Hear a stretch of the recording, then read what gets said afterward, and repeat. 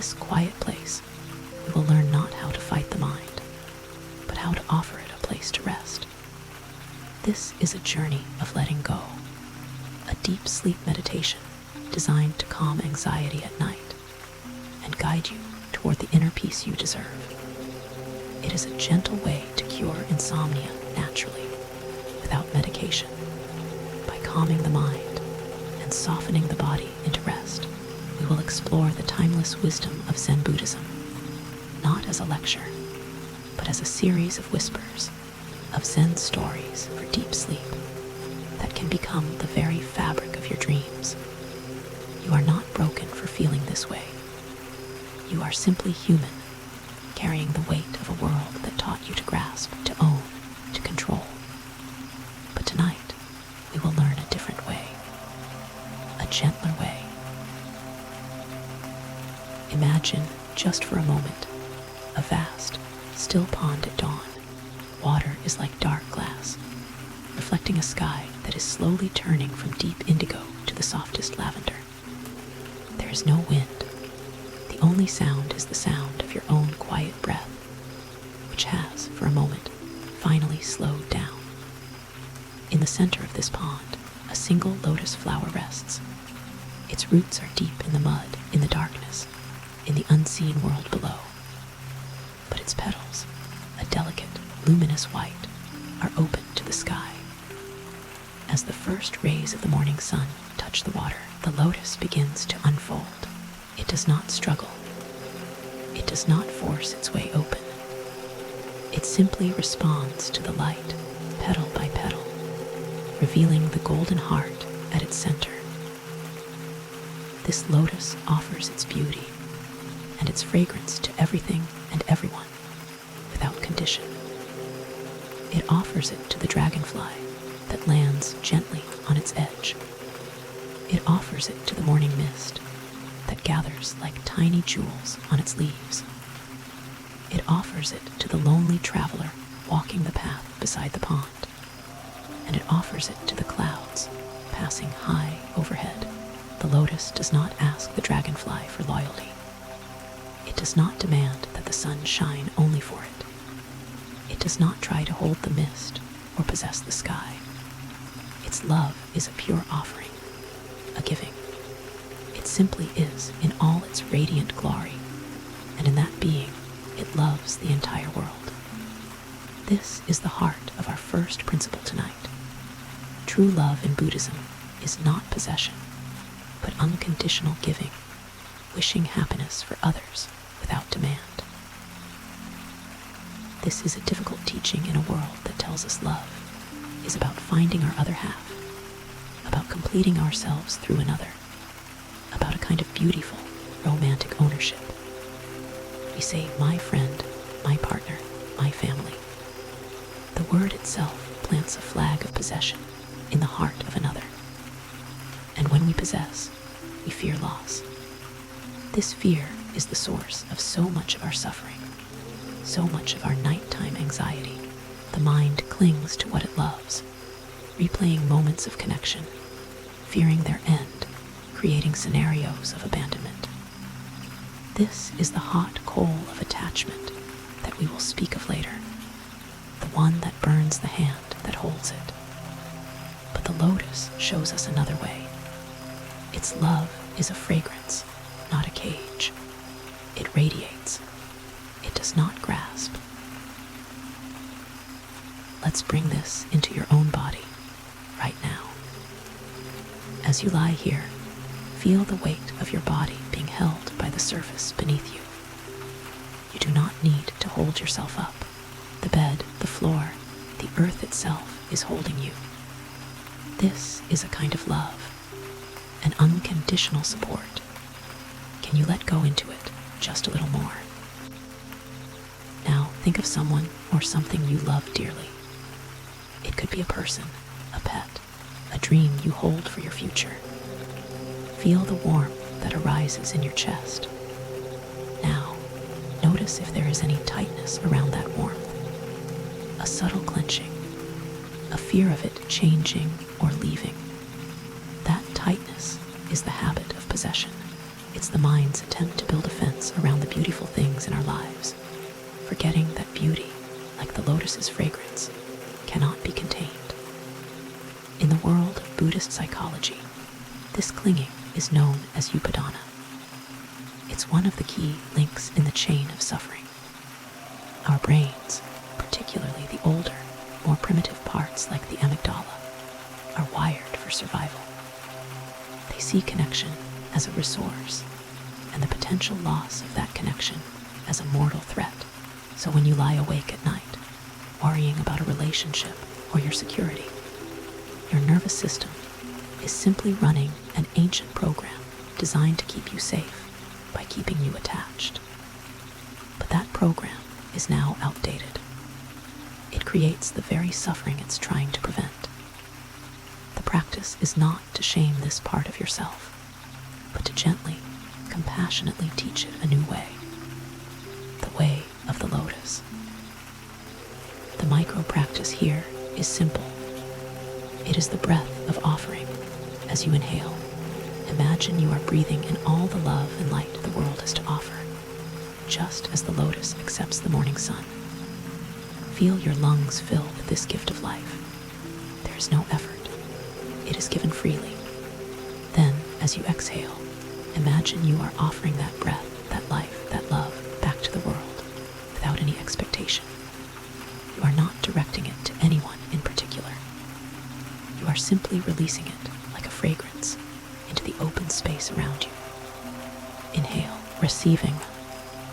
Exhale, offering. Let this rhythm become a gentle rocking, a lullaby for your nervous system. You are practicing non-possessive love with the most intimate partner you have, your own breath. You do not own the next breath. You cannot save this one for later. Each one is a gift, received and then released. This is the essence of letting go. This is how you make yourself fall asleep, not by forcing the mind to be quiet, but by giving it a peaceful, rhythmic task. That rhythm is the essence of how we cure insomnia naturally, by teaching the body that it is safe to let go. In this simple act, you are retraining your brain. You are telling it that it is safe to release, that it is safe to let go. You are creating new neural pathways, pathways of trust and surrender instead of fear and control. With each breath, you are becoming the lotus, rooted in the quiet darkness of your own being, but open, so open to the vast, unconditional love that flows through all things. This stillness, this gentle offering, is the foundation of peace. It is the first step on our path to deep, restful sleep. And yet, within this stillness of love, there is a whisper of sacrifice we all must face, a love that must move, that must act, that must sometimes risk everything. From the quiet pond, our journey now takes us to a raging river. The offering of the lotus prepares us for the tale of the mother who crossed the flood, where love becomes the very current that carries life forward. You'll see how our hearts must sometimes break open to reveal their infinite strength. The quiet love of the lotus is a beautiful beginning, but it is in the face of the storm that we discover its true power. The love that offers freely must also learn to protect fiercely, and so prepare to leave the stillness of the pond. In releasing the grasp, love becomes a gift that never diminishes. It becomes a force that can face any obstacle. It becomes the courage to walk into the flood, like a petal drifting on water. Let us now follow the current toward sacrifice. Allow your mind to drift. Allow the story to unfold. There is nothing else you need to do.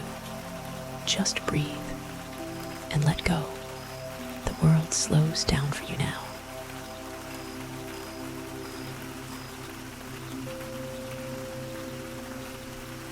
The mother who crossed the flood.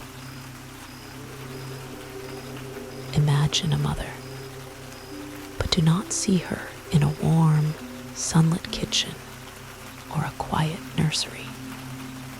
See her standing at the edge of a river. It is the monsoon season, and the river that was once a gentle, meandering stream is now a roaring, churning monster.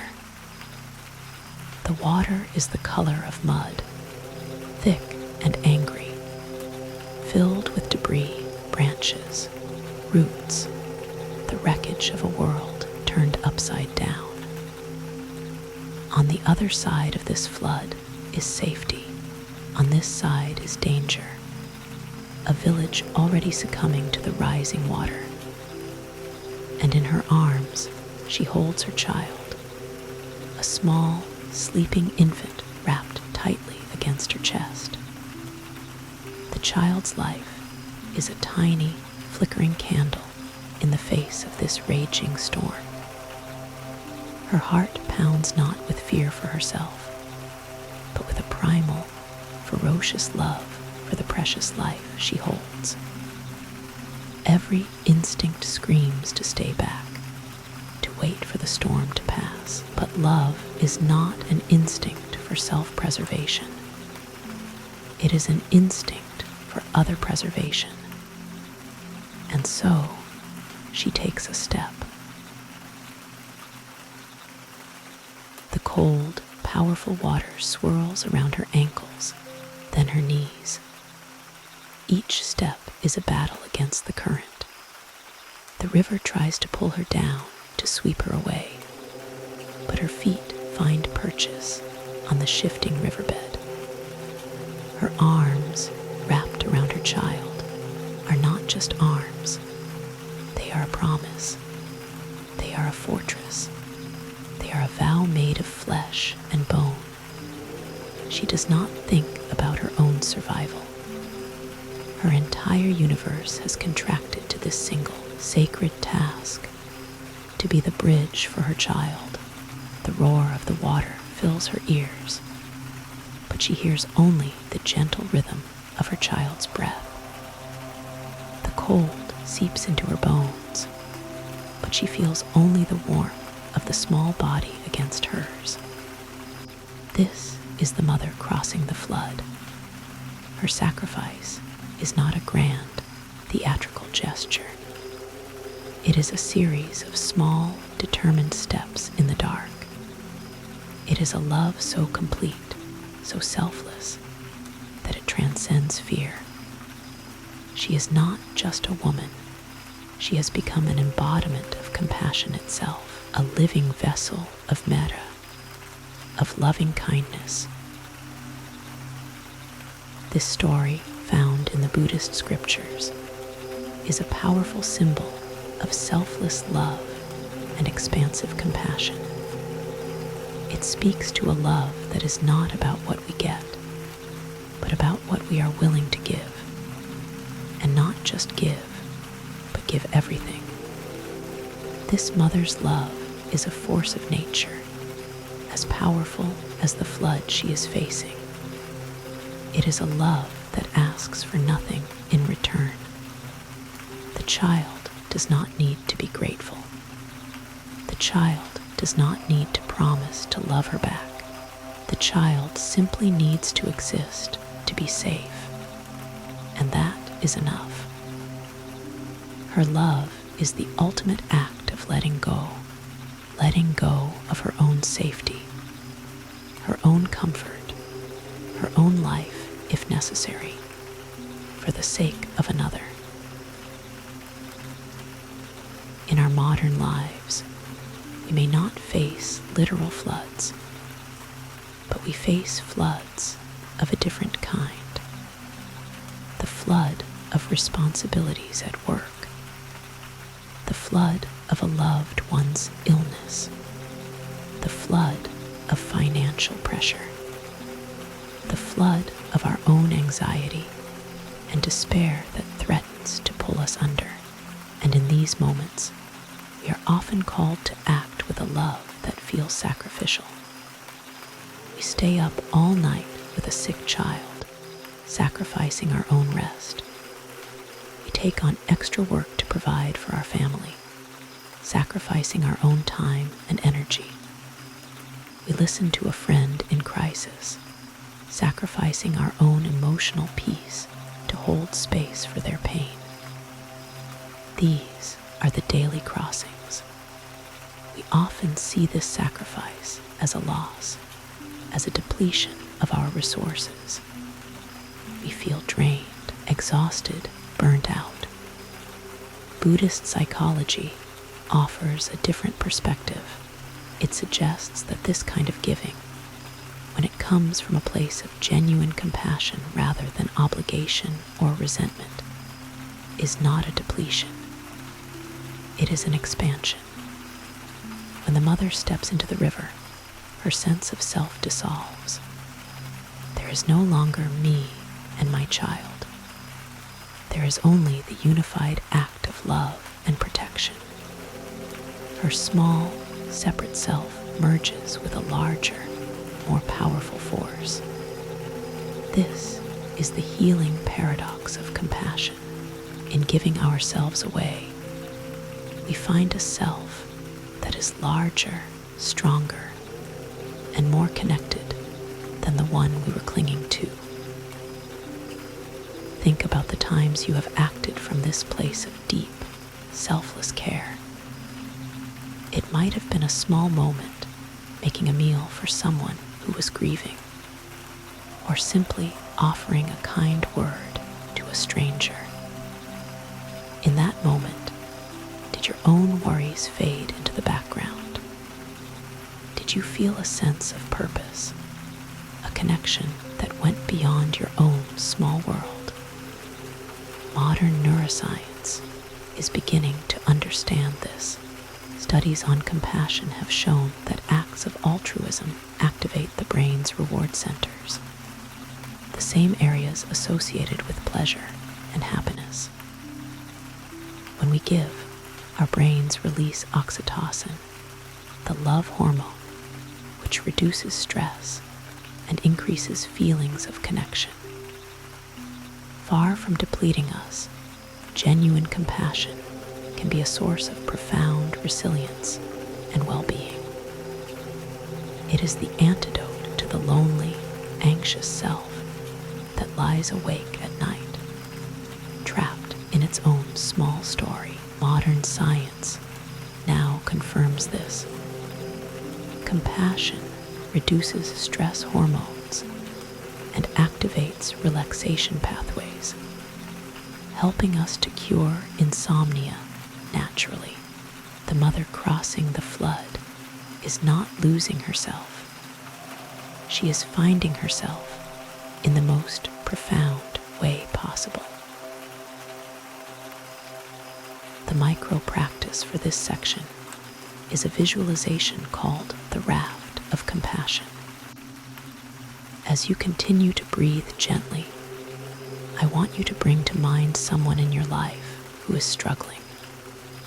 It could be a friend, a family member, or even yourself. Imagine their struggle is a turbulent river. See them standing on the bank, looking lost and afraid. Now imagine that your heart begins to glow with a warm, steady light. This is the light of your own innate compassion. With each breath, this light grows stronger and brighter.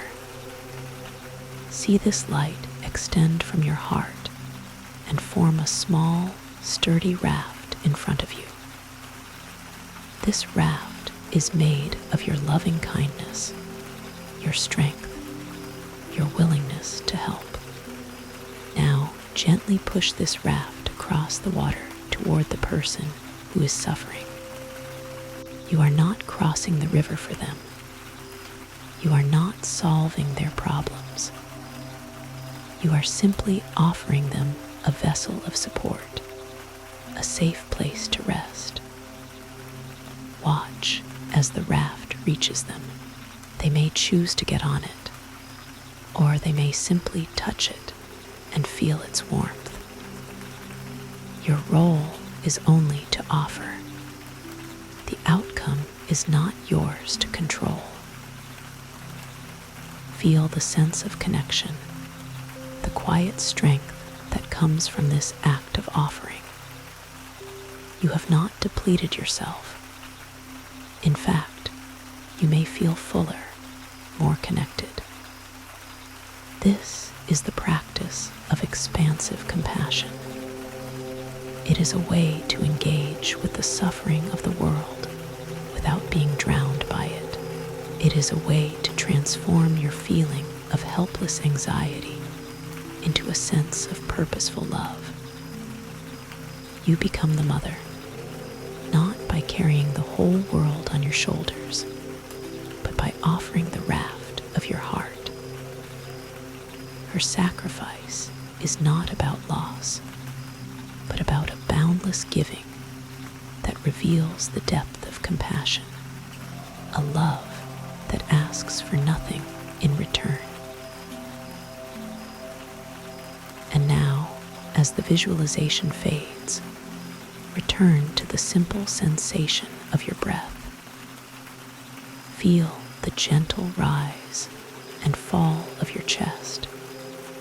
You have offered the raft. You have done enough. It is time to rest. From this story of sacrifice emerges another question. Can love protect without binding? Can we be a safe harbor for another without becoming their prison?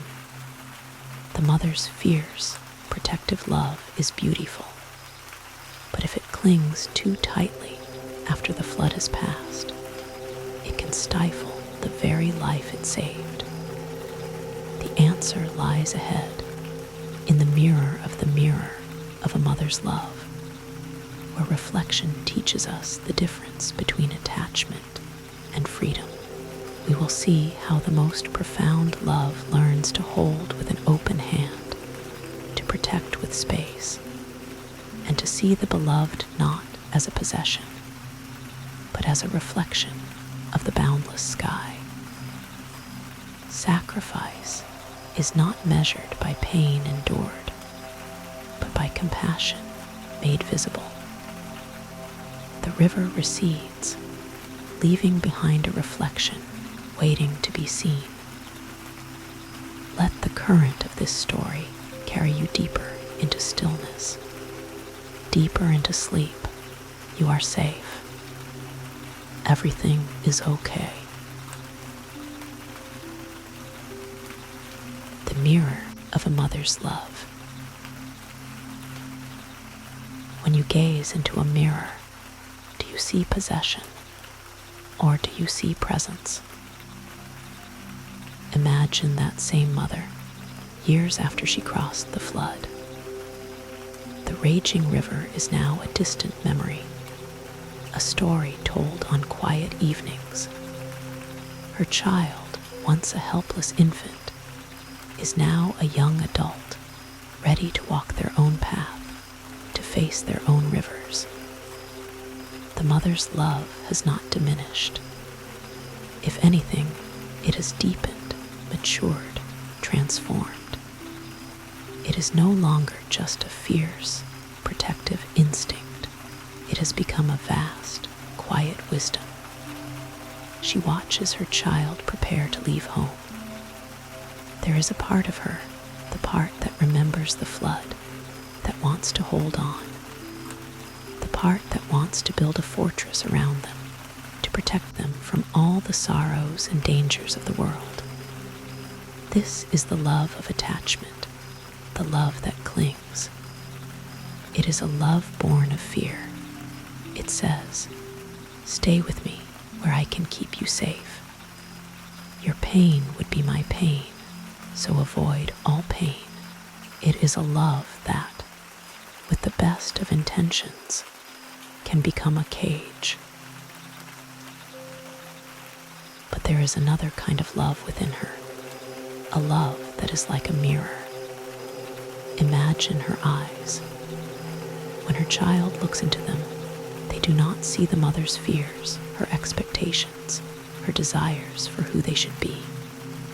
Instead, they see themselves, reflected with clarity, with acceptance with unconditional positive regard. Her eyes are like a perfectly still, clear lake. They do not distort the image. They do not add anything or take anything away. They simply reflect the truth of who her child is in this moment. This is the love that liberates. It is a love born of wisdom and trust. It says, "Go, be who you are. I trust in your strength. My happiness is not dependent on your choices, but it rejoices in your existence." This is the core of our third principle. True love differs from attachment. It liberates both giver and receiver, reflecting compassion, joy, and equanimity. The mirror-like love is one of the most profound teachings in Zen Buddhism.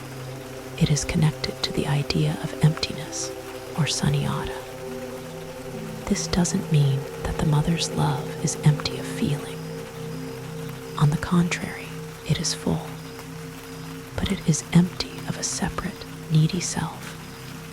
It is empty of the I that needs the child to be a certain way for me to be okay.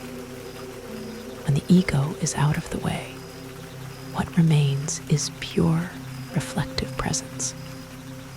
This love is composed of the four sublime states, or Brahmaviharas, in Buddhism.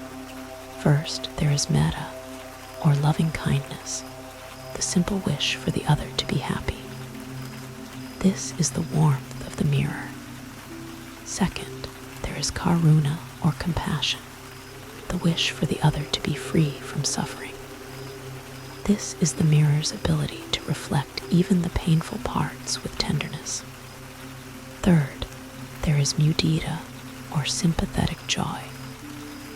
This is the mirror's ability to sparkle when it reflects the joy and success of another, without a trace of envy or comparison. It is the mother feeling pure, unselfish delight in her child's triumphs. And finally, there is awaken, or equanimity. This is the most subtle and perhaps the most important quality. It is the mirror's stillness. It is the ability to love without needing the outcome to be a certain way. It is the mother's ability to love her child equally whether they succeed or fail, whether they stay close or travel far. It is a balanced, unshakable love. This is the love we all yearn for, both to give and to receive. But it is so difficult to practice. Our modern world is a world of attachment. We are attached to our identities, our careers, our online personas, our beliefs. And we bring this habit of attachment into our relationships. We love someone, and we unconsciously create a list of conditions. I will love you if you make me feel secure. I will love you if you don't change too much. I will love you if you reflect back to me the image I want to see of myself. This is not the love of the mirror. This is the love of the portrait painter, who tries to capture and fix the image of the beloved, making them into an object to be owned and admired. But people are not portraits. They are living, breathing, ever-changing rivers. To love them is to love the flow, not to try and freeze it. The suffering that comes from this clinging is immense. It is the source of jealousy, resentment, and the quiet heartbreak of unmet expectations when you lie awake at night, tormented by a conflict in a relationship. You are likely caught in the grip of attachment. your mind is struggling to make the other person fit your idea of them, or to make the relationship fit your idea of what it should be. The psychological term for this is cognitive fusion. We become fused with our thoughts, our beliefs, our expectations. We mistake our mental map for the actual territory. Neuroscience shows that this kind of rigid, attached thinking is associated with the brain's default mode network, DMN, running in overdrive. The DMN is the part of the brain responsible for self-referential thought, for worrying about the past and planning for the future. When it's overactive, we get stuck in loops of what if and if only. We are not present with the person in front of us. We are interacting with our story about them. The practice of mirror-like love is a practice of diffusing from these stories. It is a practice of activating a different brain network, the one associated with present moment awareness and empathy. The micro practice for this section is called reflecting, not absorbing. Find a comfortable position and bring your awareness to your breath. Now, I want you to imagine you are sitting by a very still, clear pond. This pond is your mind in a state of equanimity. Think of a person in your life with whom you have a challenging relationship. It might be someone you love, but with whom there is friction and attachment. See this person in your mind's eye. Now imagine their emotions, their words. Their actions are like stones being tossed into the pond. A stone of anger, a stone of sadness, a stone of misunderstanding. The habit of the attached mind is to absorb the impact of every stone. When an angry word is thrown, the whole pond becomes murky with anger. When a sad action occurs, the whole pond becomes heavy with sadness. We take it all personally. We absorb it. The practice of the mirror mind is different. As each stone is tossed into the pond, simply watch the ripples. The stone of anger lands, and ripples of anger spread across the surface. But you, as the pond, do not become anger.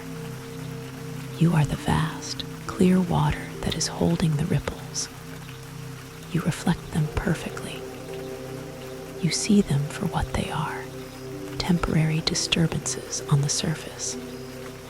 And then you watch as the ripples slowly, naturally fade away, returning the pond to its natural state of stillness. You are not denying their feelings. You are not ignoring them. You are reflecting them with perfect clarity and compassion. But you are not absorbing them into your own being. You are holding space for them without losing yourself. Practice this for a few moments. See the stones, watch the ripples, and feel the deep, unshakable stillness that lies beneath. Love that clings binds both hearts, while love that reflects is freedom itself. This is not a cold or distant love. It is the warmest, most intimate love possible, because it is brave enough to allow for truth. It is brave enough to allow for change. It is brave enough to let go. And as we reflect on this profound freedom, there is an echo, a quiet call to courage. The courage to let go is not passive. It is an active, powerful choice. It requires a strength that is often hidden, a strength found not in force, but in tenderness. This realization leads us directly to the parable of the courage hidden in compassion, reminding us that the strength to let go is the strength to truly love. What comes next will unfold as a test of our own hearts, a challenge to find the warrior within the healer. In reflection, we learn that love shines brightest when it frees rather than binds. The mirror softens into gentle gestures of daily kindness. Let the image of the still pond soothe your mind. Let the ripples of thought grow wider, slower, and finally disappear into a vast, peaceful calm. You are sinking gently now into a state of deep rest. Let this story become your dream. The small kindnesses of daily life. What is more powerful, a single great sacrifice or 1,000 tiny acts of care? We have journeyed from the stillness of the lotus to the raging river of sacrifice. We have seen how love must be both an offering and a protection. But what about the days in between? The ordinary days, the mundane moments that make up the vast majority of our lives. It is here, in the small, unseen spaces, that the true practice of love takes root and grows strong. Imagine a monastery high in the mountains. 2 young monks are tasked with caring for the ancient master. The first monk, full of ambition and a desire to prove his devotion, is always looking for a grand gesture. He dreams of saving the master from a falling rock, of writing a famous poem in his honor, of performing some great feat that will be remembered for centuries. He is so focused on the heroic that he barely notices the small details of the day. He rushes through his chores, his mind always on some future, more important moment. The second monk is different. He sees his practice not in the grand gesture, but in the present moment. When he sweeps the temple floor, he sweeps with his full attention, as if he were clearing a path for the Buddha himself. When he prepares the master's tea, he does so with a quiet reverence, feeling the warmth of the cup, smelling the aroma of the leaves, offering it with a gentle, steady hand. He notices when the master is a little colder than usual and brings him an extra blanket without being asked. He listens not just to the master's words, but to the silence between the words, sensing his mood, his fatigue, his quiet joys. His love is not a single dramatic act. It is a continuous, gentle presence.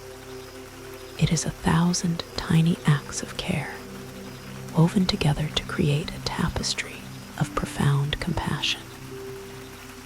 One day, the old master gathers all his students and says, "Many of you seek enlightenment in the lightning flash, in the thunderclap of insight, but true awakening is more like the morning mist. It settles gently on everything, unnoticed, until you suddenly realize the whole world is sparkling." He then looks at the second monk and says, "Your kindness is this mist. It nourishes everything it touches." This brings us to our fourth principle.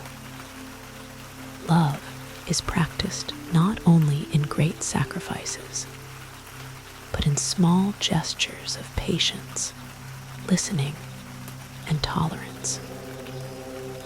We live in a culture that glorifies the hero's journey, the grand romantic gesture, the dramatic sacrifice.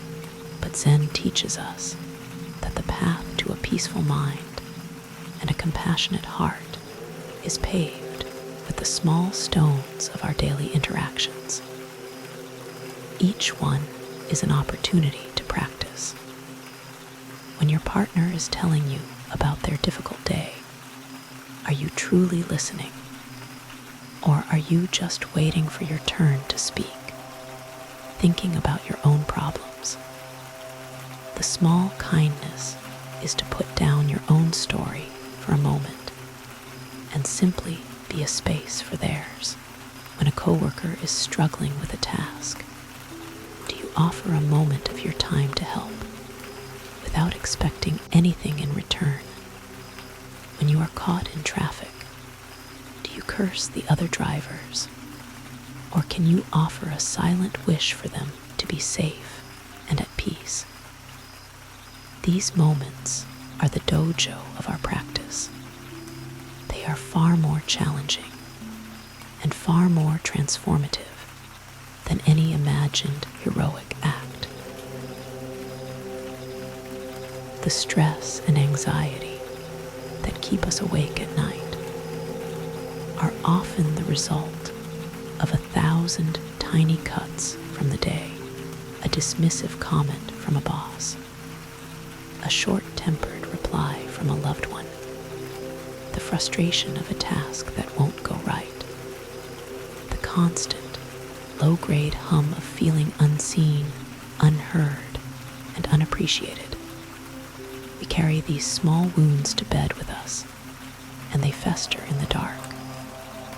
The antidote to this is not to wait for someone to come and perform a grand act of healing for us. The antidote is to begin weaving our own tapestry of small kindnesses, both for others and for ourselves. Each small act of generosity, patience, or forgiveness is a stitch that repairs the fabric of our own heart. From a neuropsychological perspective, these small, positive interactions are incredibly powerful.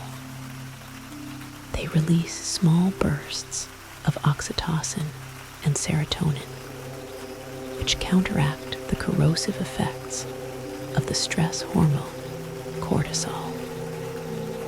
They help to regulate our nervous system, shifting us from the fight or flight mode of the sympathetic nervous system to the rest and digest mode of the parasympathetic nervous system. This is the physiological state required for deep sleep. In other words, every small act of kindness is also a step to cure insomnia naturally, because it restores the body's natural rhythm of rest. You cannot force yourself into this state. You must gently invite it. And the invitation is written in the language of small kindnesses. A study on what psychologists call mattering found that a key component of mental health is the feeling that we make a difference in other people's lives, however small. When we perform these tiny acts of care, we are not just helping others, we are reinforcing our own sense of purpose and connection. We are reminding ourselves that we matter.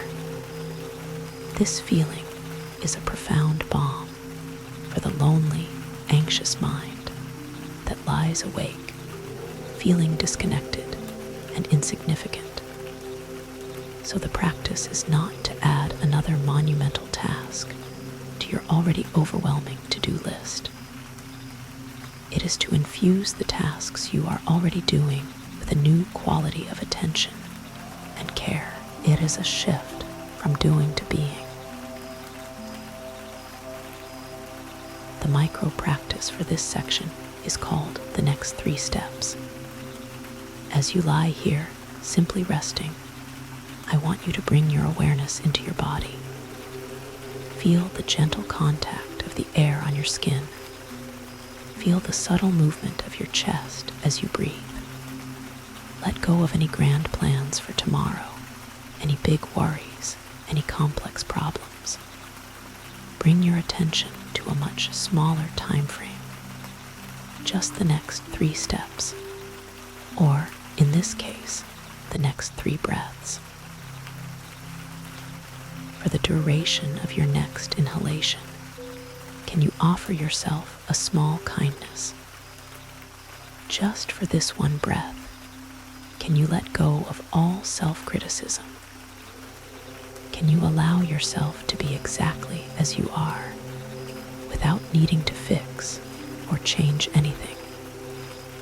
Breathe in and offer yourself acceptance. Now, for the duration of your exhalation, can you offer a silent, small kindness to someone else? It could be anyone. The person sleeping in the room next to you. A friend you haven't spoken to in a while. A stranger you passed on the street. As you breathe out, silently wish them peace. May you be peaceful. That's one. Now for the second breath. As you inhale, another small kindness for yourself. Perhaps this time, it is the gift of gratitude.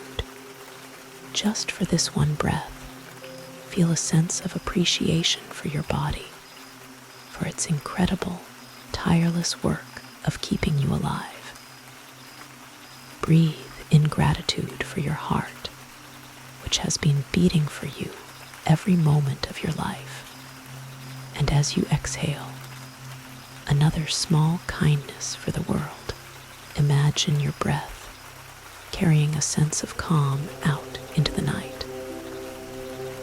A gentle wave of peace, touching all the other tired, anxious hearts that are lying awake right now. And now, the third breath.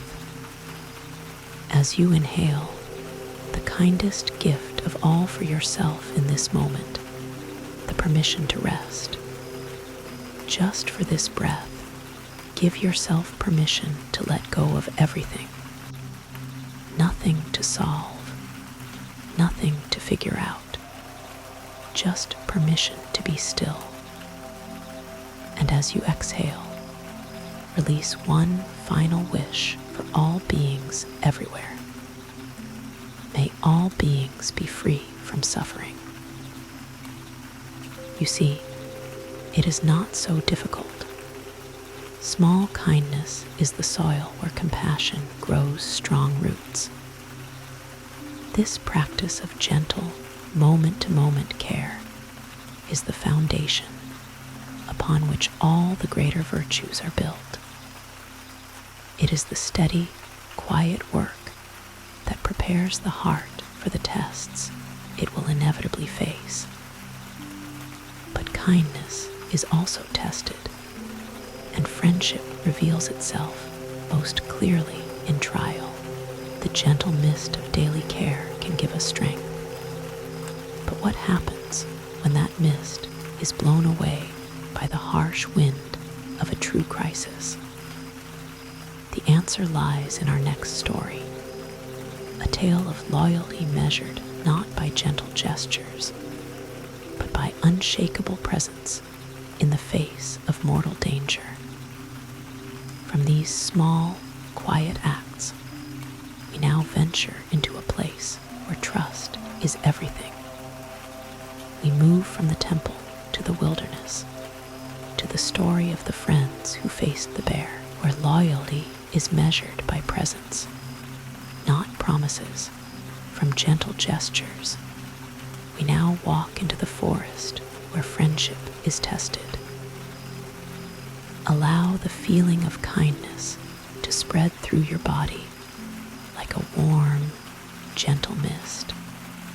Let it soothe every muscle, every nerve.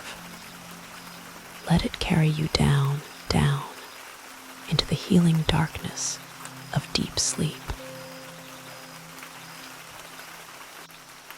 The friends who faced the bear. If a bear appeared before you, would you run, or would you stay? Imagine two travelers, lifelong friends, walking through a dense, ancient forest. The light filters down through the high canopy in shifting patterns, making the path ahead seem uncertain. They have been walking for days, and their conversation is easy, full of shared memories and future dreams.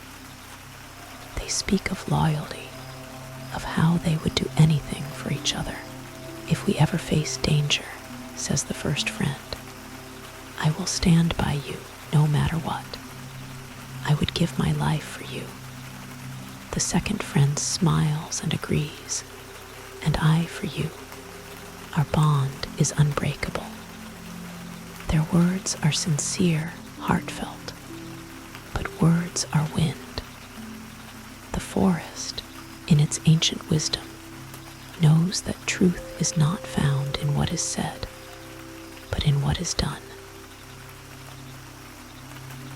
Suddenly, the air grows still. The birds stop singing. A low, guttural sound rumbles from the thicket just ahead, and then a great shadow moves among the trees. A massive bear, larger than any they had ever imagined, emerges onto the path. It rises on its hind legs, sniffing the air, its powerful presence filling the entire forest with a primal fear. In that moment, the promises of a lifetime are put to the test. The first friend, the one who had so eloquently sworn his undying loyalty, is seized by pure terror. His vows are forgotten. His mind goes blank. Survival instinct takes over completely. He turns and scrambles up the nearest tree, climbing as high as he can, never once looking back to see what has become of his friend. The second friend is left alone on the path. There is no time to climb, no time to run. He has heard that bears will not touch a dead body, so in a moment of desperate inspiration, he drops to the ground and lies perfectly still. He holds his breath, trying to silence the frantic beating of his heart. The great bear lumbers over to him. It lowers its massive head, its hot, rank breath washing over the man's face. It sniffs him from head to toe, nudging him with its wet nose. The man feels the immense power of the animal, the sheer force that could end his life in an instant. It is the longest moment of his existence. He is not just playing dead. A part of him has already surrendered to death. And then, after what feels like an eternity, the bear seems to decide he is no threat, or perhaps no longer interesting. It gives one last snort, turns, and ambles back into the forest, disappearing as suddenly as it appeared. For a long time, the man on the ground does not move. He lies there, listening to the sound of his own breath returning, the the sound of his heart still hammering against his ribs. He is alive. Slowly, shakily, he gets to his feet. At that moment, the first friend, seeing that the danger has passed, climbs down from the tree. He approaches with a nervous, sheepish smile. "That was a close call," he says, trying to make light of it. "I'm so glad you're okay. What did the bear whisper to you when it had its nose so close to your ear?" The second friend looks at him, and his eyes are not filled with anger, but with a deep, quiet sadness, a profound disillusionment. He looks at the man who was his brother, and he sees a stranger. "He gave me some advice," the second friend says calmly. "He told me never again to travel with a friend who leaves you at the first sign of danger." And with that, he turns and walks away, leaving his friend alone in the silent forest. This ancient fable is a stark and powerful lesson. It teaches us that true friendship is proven in trials, not in empty promises. It is not about the beautiful words we say when life is easy. It is about who stays when the bear appears. The bear can be anything. It can be an illness, a financial crisis, a devastating loss, a period of deep depression or anxiety. It is any moment of profound vulnerability when we need to know that we are not alone. And in those moments, the world divides into two kinds of people: those who climb the tree to save themselves, and those who, even if they can do nothing else, will lie on the ground with you. In our hyper-connected, social media-driven world, we have more friends than ever before. But how many of them are tree climbers? How many of our connections are based on convenience, on shared interests, on the easy give and take of a life without bears? The fear of abandonment is one of the deepest human fears. It is a primal terror rooted in our evolutionary past, when being cast out from the tribe meant certain death. This fear is often what fuels our insomnia. As we lie in the dark, our mind can feel like that forest path. The shadows of our worries can take the shape of a bear. The fear of facing that bear alone, the fear of being abandoned in our moment of need, is a powerful catalyst for anxiety. This story speaks directly to that fear. It validates it. It tells us that our longing for true companionship, for someone who will not climb the tree, is one of the most fundamental human needs. From a psychological standpoint, the experience of having a secure attachment, someone we know we can count on in times of distress, is one of the greatest predictors of resilience and mental well-being. This is what the psychologist John Bowlby's attachment theory is all about. Having even one person in our lives who represents that steadfast presence can literally reshape our nervous system. It calms the amygdala, the brain's alarm center. It reinforces neural pathways of safety and trust. It gives us the courage to face our own bears, because we know, deep in our bones, that we will not face them alone. The tragedy of the story is not the appearance of the bear, but the shattering of that secure attachment, the second friend's sadness comes from the realization that his map of the world was wrong. The person he had marked as safe harbor was, in fact, just another tree.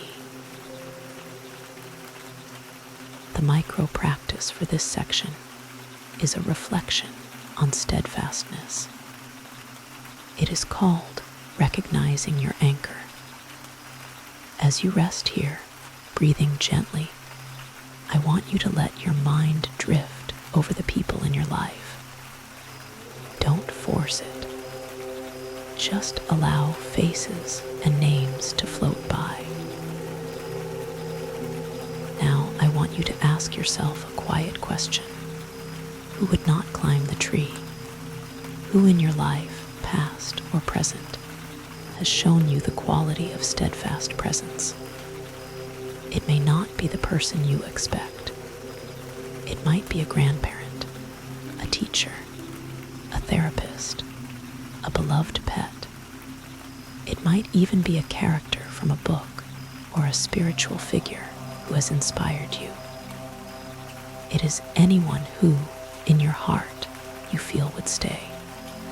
See if you can identify just one. Hold their image gently in your mind. Remember a time they were there for you. It doesn't have to be a dramatic, bare-level event. It could be a time they simply listened. A time they sat with you in silence when you were grieving. A time they believed in you when you didn't believe in yourself. As you hold this memory, feel the sensation that arises in your body. It might be a warmth in your chest, a feeling of groundedness, a softening in your shoulders. This is the feeling of secure attachment. This is the feeling of safety. Breathe it in. Let it fill you. This feeling is real. It is a resource you can carry within you. Even if that person is no longer in your life, the gift of their steadfastness is a part of your own inner strength now. You are not alone on the path because their presence has become a part of you. And now, a second, more courageous question. Have you been the one who stays? Can you think of a time when you chose not to climb the tree for someone else? A time when you stayed with someone in their fear or their pain, even when it was uncomfortable or frightening for you. Acknowledge your own capacity for loyalty, for steadfastness. You, too, can be the anchor for someone else. In recognizing this, you empower yourself.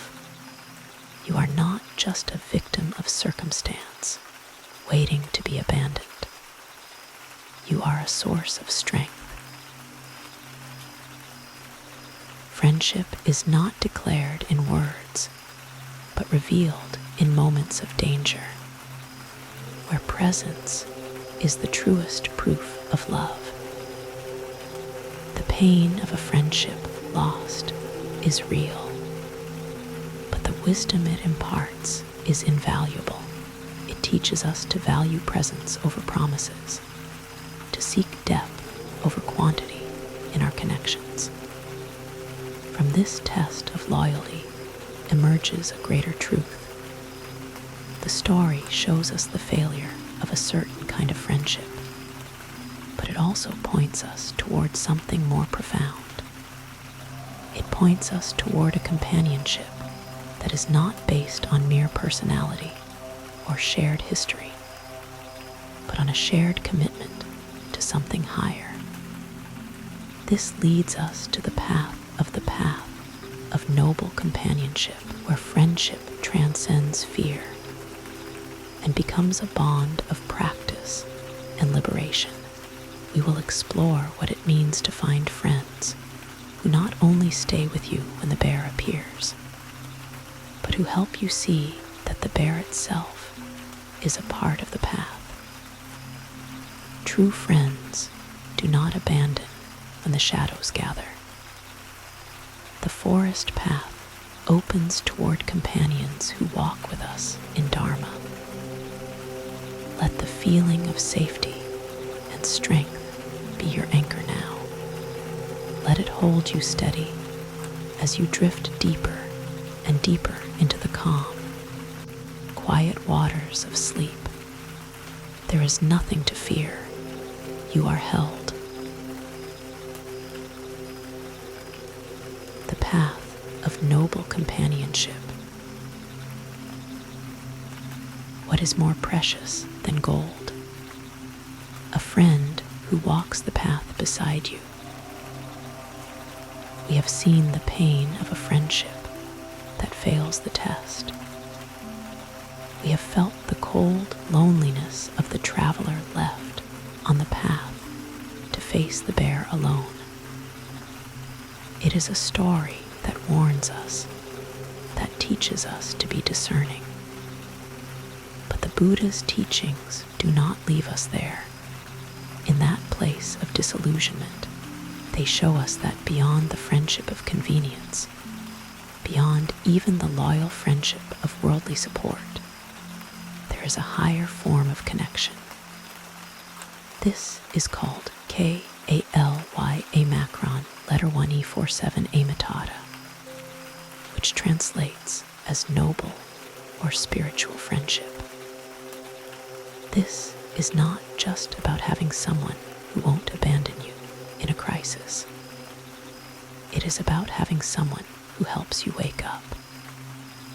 Imagine two monks walking together on a long pilgrimage. They walk in silence for many miles, their footsteps falling into a natural rhythm.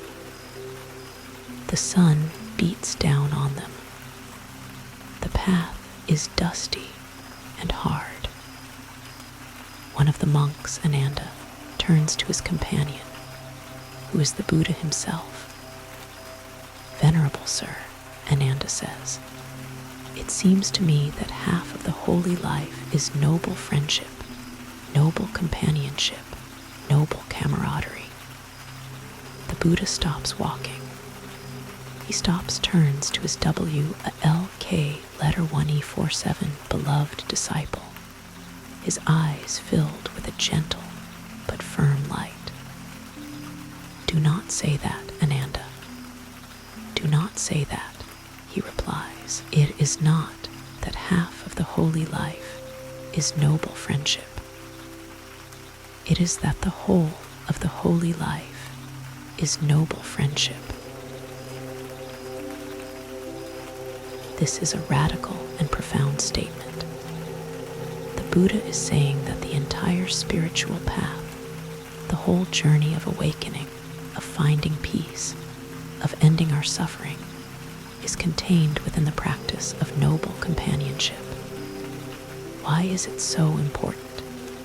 Because the path is difficult. Our minds are filled with old habits, with fear, with delusion. We fall. We get lost. We forget why we even started the journey. A noble friend is the one who walks beside you and without judgment gently reminds you of the way. Imagine two monks sharing silence under the same bodhi tree, their breaths falling into rhythm. One begins to nod off in his meditation. The other, seeing this, doesn't scold him. He might simply shift his own posture, the subtle movement bringing his friend back to alertness. When one is filled with doubt, the other shares a teaching that brings clarity. When one is filled with pride over a small insight, the other smiles with an understanding that gently brings him back to humility. They are mirrors for each other, but not just any mirrors. They are the kind of mirrors that always reflect back your highest potential. A noble friend is not necessarily someone who always agrees with you or makes you feel comfortable. In fact, sometimes a noble friend is the one who has the courage to tell you a truth you don't want to hear. They are the one who sees you getting caught in a story of anger or victimhood and gently asks, "Is that really true?" They challenge your ego, not to tear you down, but to help you break free from your self-imposed prisons. They are more committed to your liberation than to your liking them. This kind of friendship is a rare and precious gift. It is one of the 3 jewels of Buddhism: refuge in the Buddha, our potential for awakening, the Dharma, the path and the teachings, and the Sangha, the community of noble friends who walk the path with us. The Sangha is our living refuge. It is the proof that we are not alone in our quest for a more peaceful and meaningful life. In our modern, individualistic society, we are often taught to be spiritual lone rangers. We think we have to figure it all out by ourselves. We buy self-help books. We download meditation apps. We go on solo retreats. These things can be helpful, but they can also reinforce the illusion that we are separate, isolated selves who must achieve enlightenment through sheer force of will. Buddhist psychology teaches the opposite. It emphasizes that we are deeply interconnected beings. Our brains are literally wired for connection. The concept of self is a relational one. We come to know who we are through our interactions with others.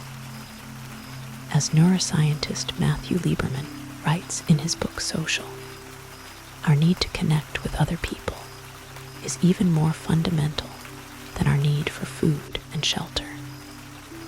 When we lack this sense of belonging, this sense of being part of a trusted community, our nervous systems go into a chronic state of threat.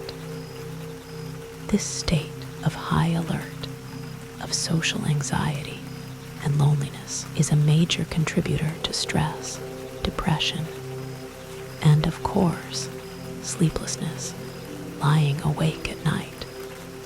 We can feel like the most alone person in the universe.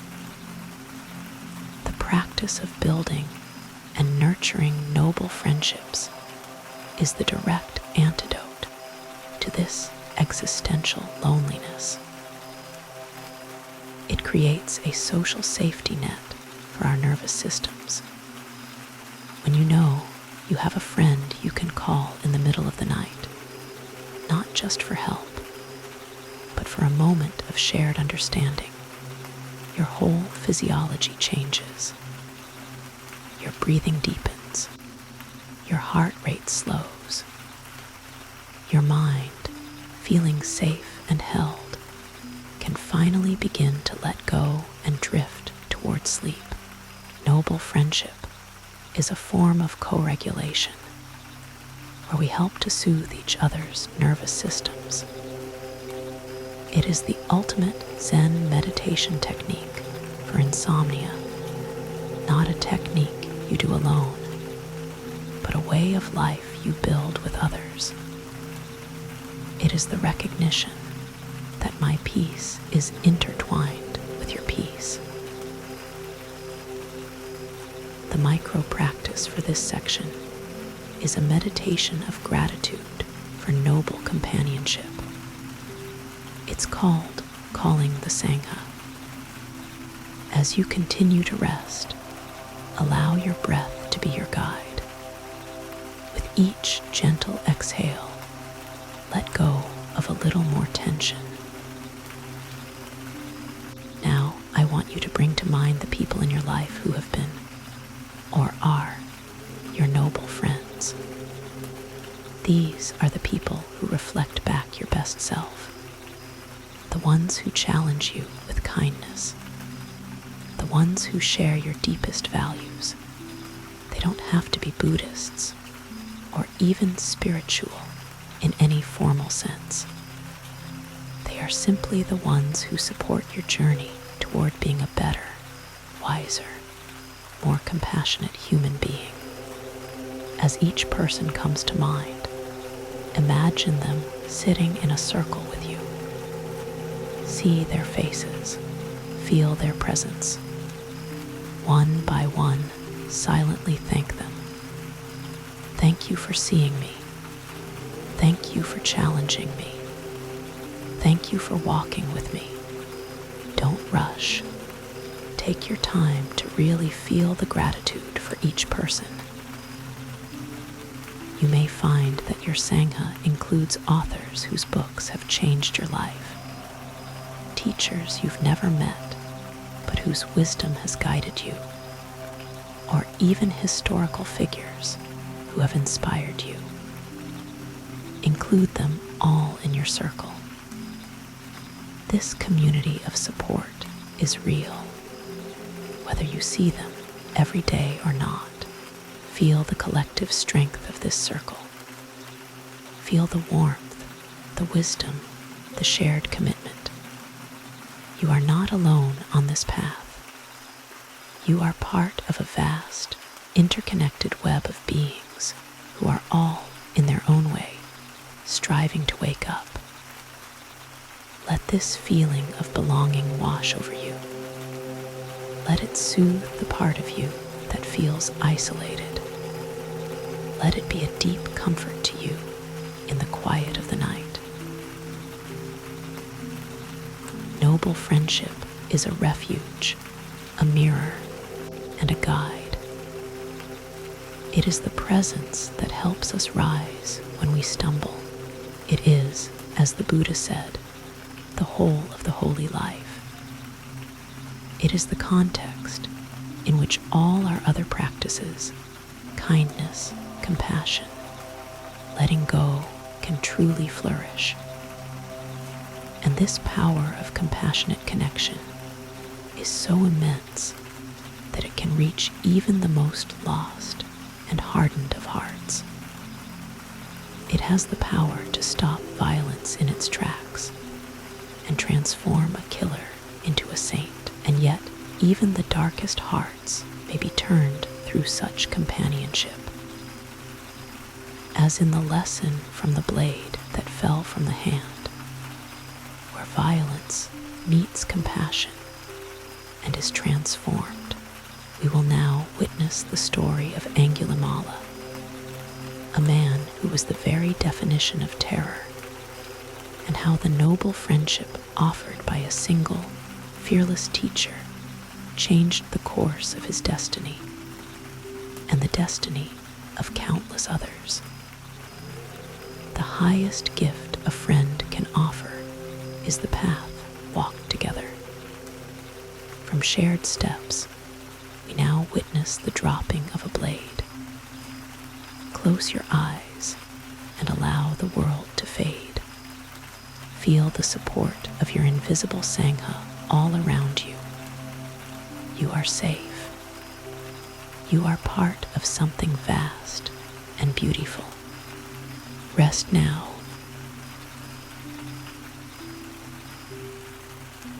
The blade that fell from the hand. What happens when the hand that once took life suddenly opens in surrender? Imagine a path winding through a dark and feared forest. Travelers avoid it. Villagers lock their doors at night and whisper a name in fear, Angulimala. It means garland of fingers. He is a terrifying figure, a ruthless killer who wears a necklace made from the fingers of his victims. He is trapped in a dark vow, driven by a twisted teaching, believing he must collect 1,000 fingers to achieve achieve spiritual liberation. He is the embodiment of violence, of hatred, of a heart completely lost in delusion. He is the ultimate outcast, a man whom society has deemed a monster, beyond all hope of redemption. One day, the Buddha learns that Angulimala has 999 fingers and is now desperately seeking his final victim.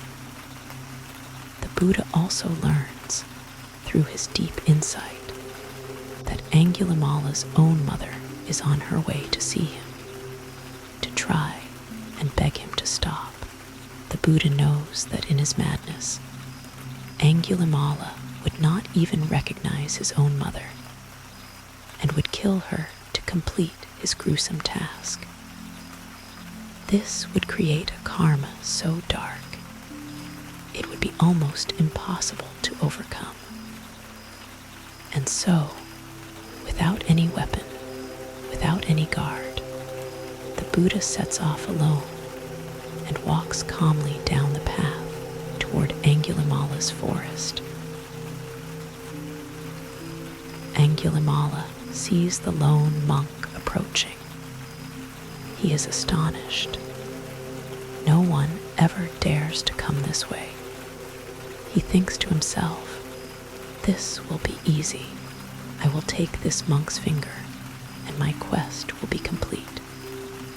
He draws his sword and begins to run after the Buddha. But a strange thing happens. Though the Buddha is only walking at a normal, calm pace, Angulimala cannot catch up to him. He runs as fast as he can with all his strength, but the figure of the monk always remains the same distance ahead.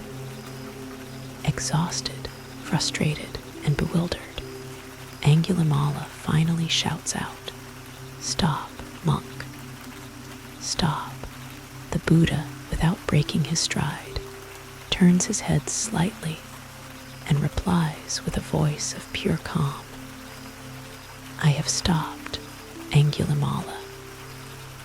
It is you who have not stopped." These words strike Angulimala like a bolt of lightning. What can this mean? How can the monk say he has stopped when he is clearly still walking? And how can he say that he, Angulimala, who is now standing still and panting, has not stopped? In that moment of profound confusion, a crack appears in the armor of his hatred. He asks, "What do you mean, monk?" The Buddha stops walking, turns to face him fully, and says, "I have stopped, Angulimala, for I have laid down the rod and the sword. I have stopped harming all living beings, but you have not stopped. You continue to kill, to harm, to live without compassion. That is why you are still running." In the presence of the Buddha's unshakable peace, in the face of a compassion so vast it had no fear, Angulimala's entire world collapsed. He saw the horror of what he had done. He saw the madness of his quest. He saw the deep suffering that he had both caused and been trapped in. And in that moment of terrible, beautiful clarity, the sword slipped from his fingers. It fell silently into the earth. He threw himself at the Buddha's feet, weeping, and begged to be accepted as a student. This story is one of the most powerful in all of Buddhist literature. It is about the radical possibility of transformation. It teaches us that no one is beyond change. No one is outside the circle of compassion.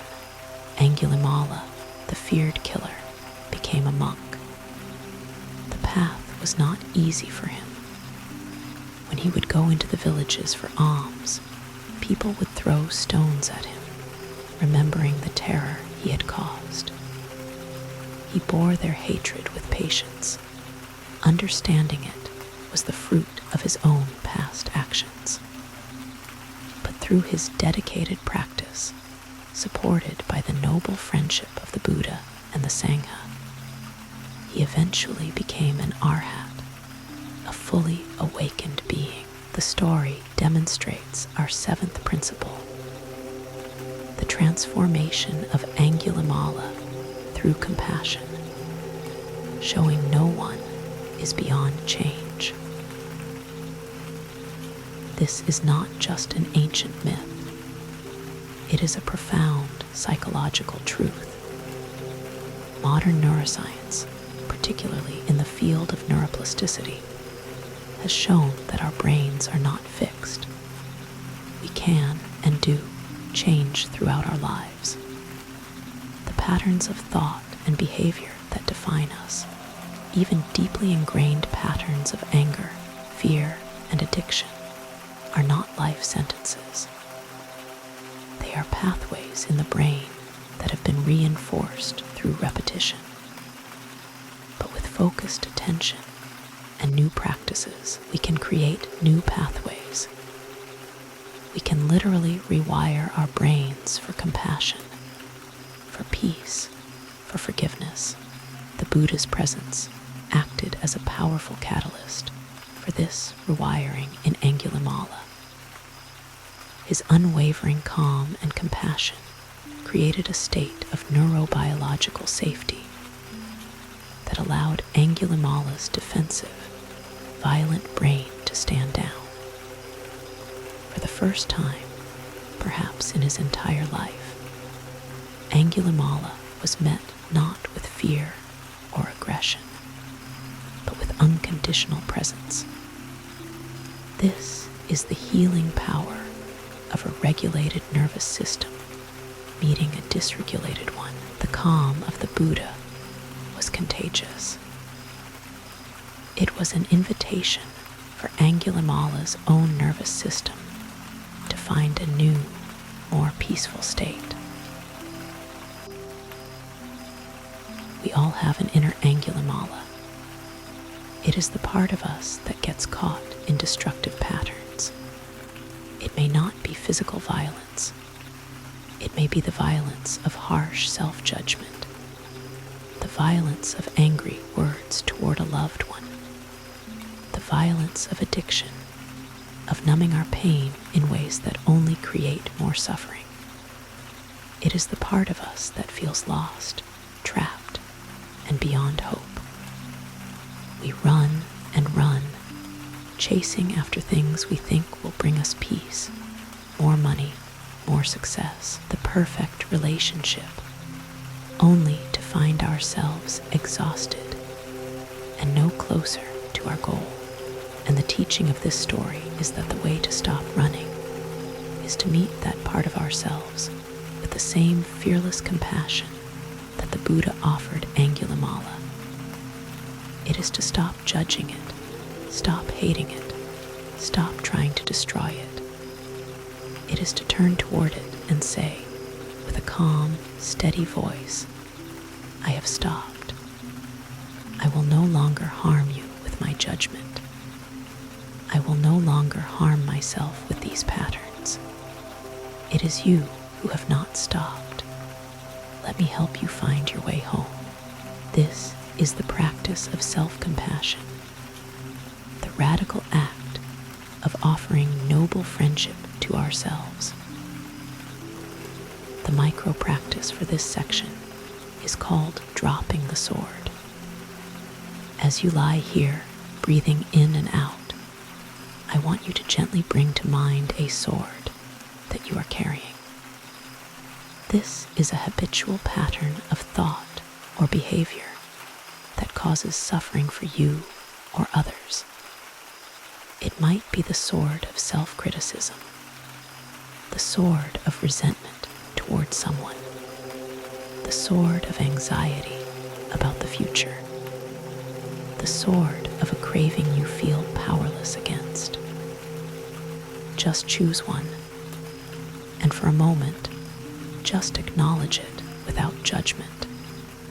See the weight of it.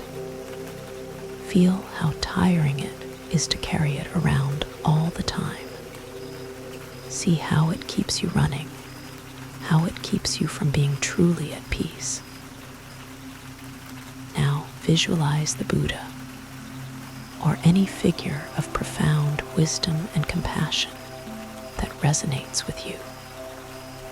It could be a grandparent, a mentor, or simply a warm, golden light.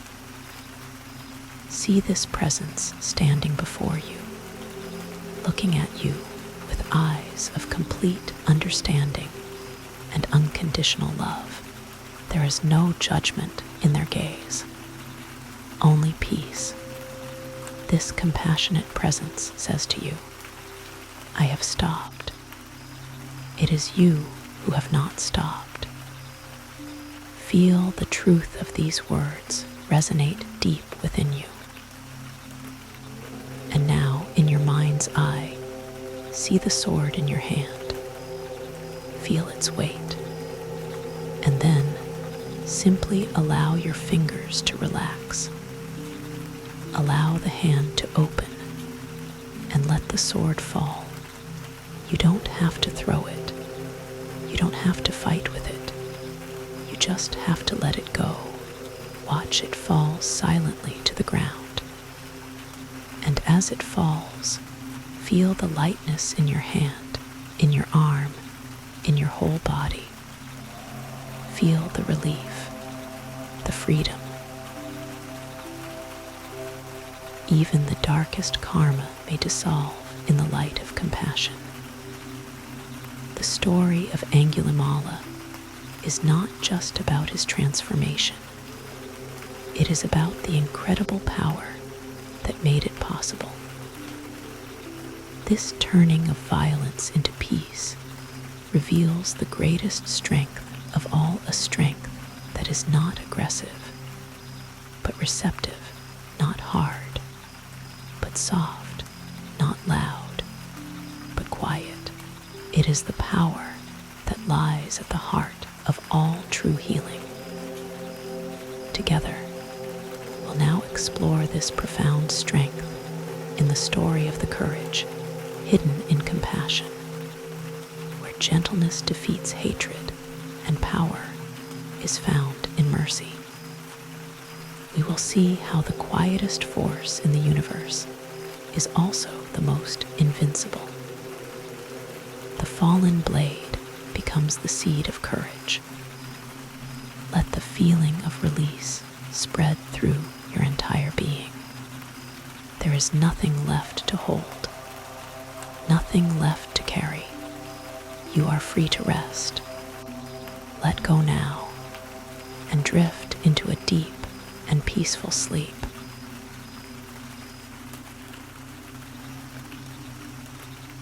The courage hidden in compassion.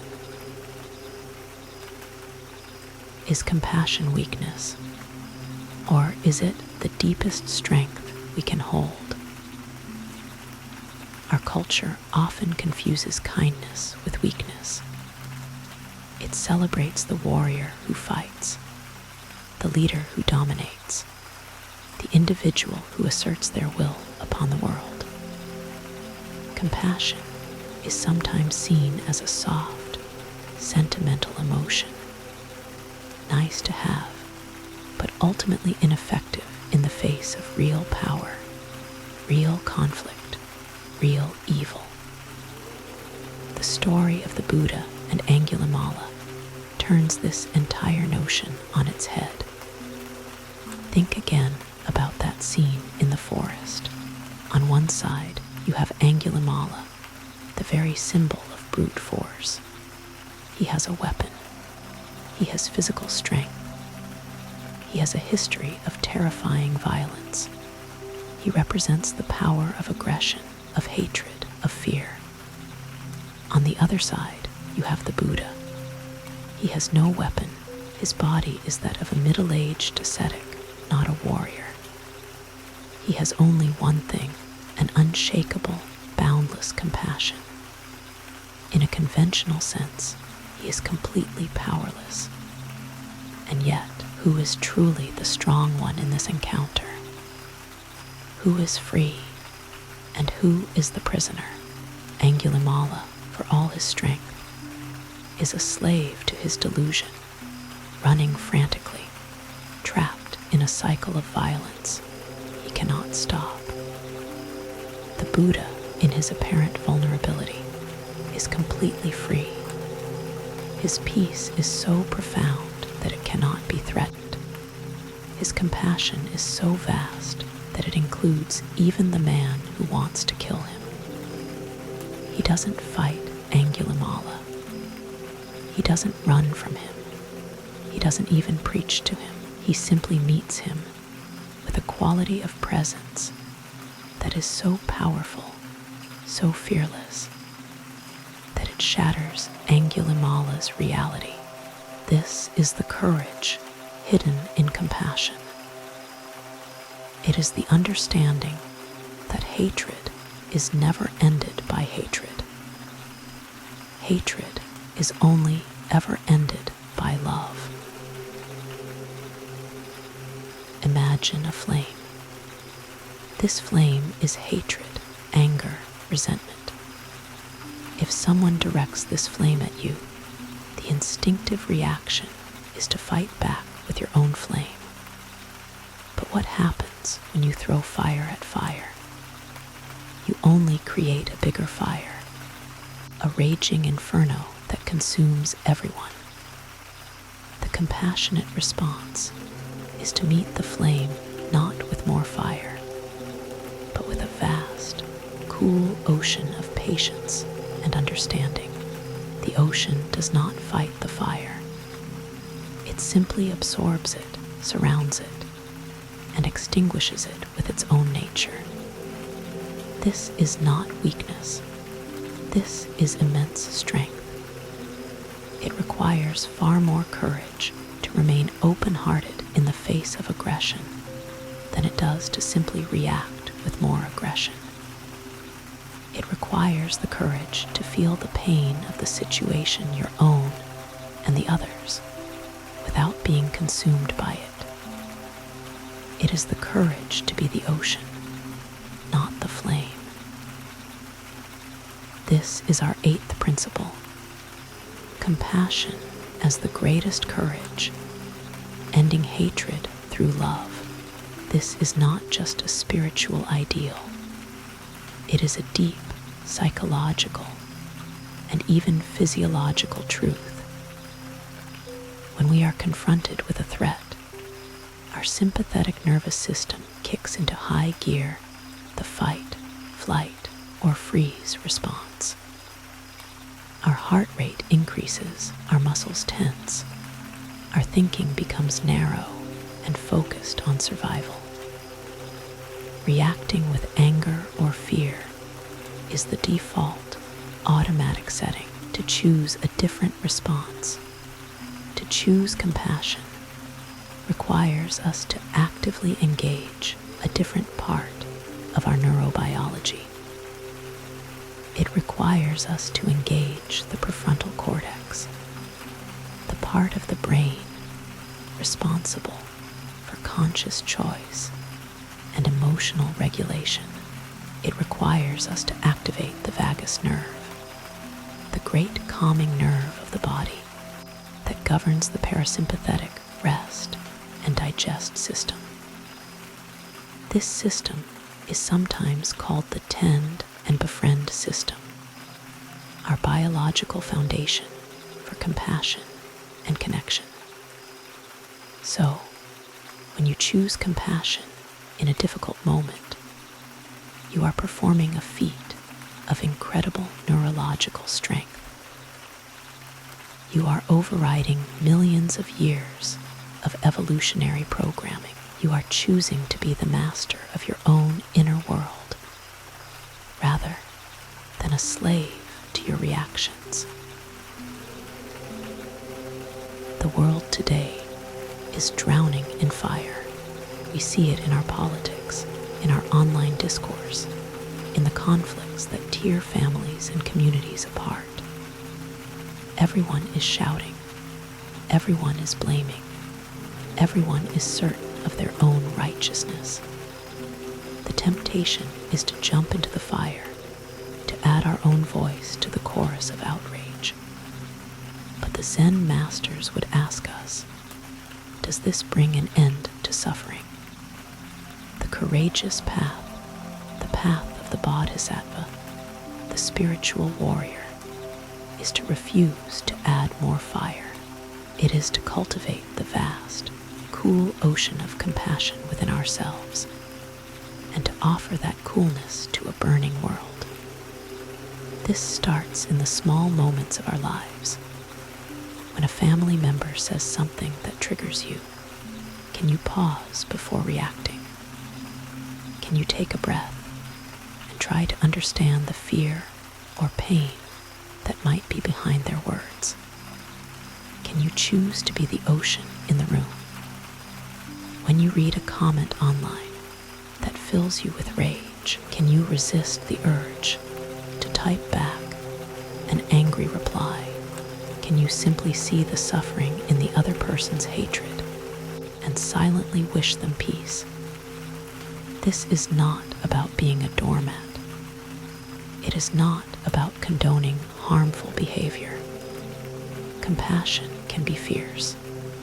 It can set firm boundaries. The Buddha stopped Angulimala, but he did it with wisdom, not with violence.